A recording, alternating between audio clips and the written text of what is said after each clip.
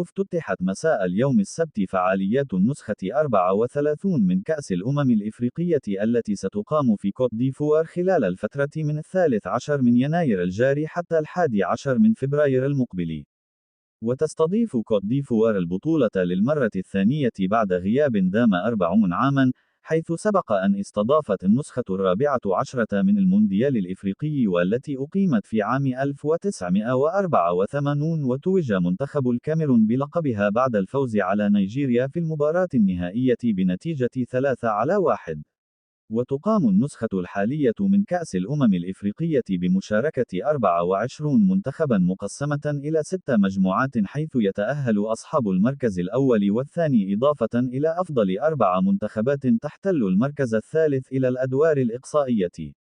وسبق حفل افتتاح البطولة نزول رئيس جمهورية كوت ديفوار الحسن واتارا إلى أرض الملعب مستقلاً سيارة مكشوفة لتحية الجماهير التي احتشدت بعشرات الآلاف في المدرجات.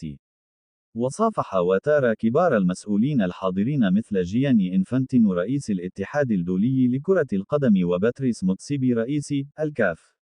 واستضاف ملعب الحسن واتارا حفل الافتتاح الذي بدأ باستعراض بالعرائس الضخمة على أرض الملعب التي تمثل الثقافة الأفريقية والألقاب المميزة لمنتخبات القارة السمراء، وتبعها أكثر من فقرة غنائية متنوعة شارك بها أكثر من مطرب وممثل بينهم النجم المصري محمد رمضان.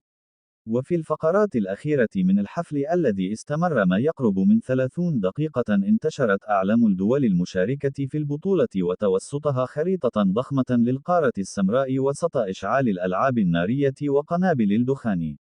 وتنطلق منافسات كأس الأمم الإفريقية بمباراة بين منتخبي كوت ديفوار وغينيا بيساو مساء اليوم السبت ضمن منافسات المجموعة الأولى من البطولة التي تضم أيضا منتخبي نيجيريا وغينيا الاستوائية.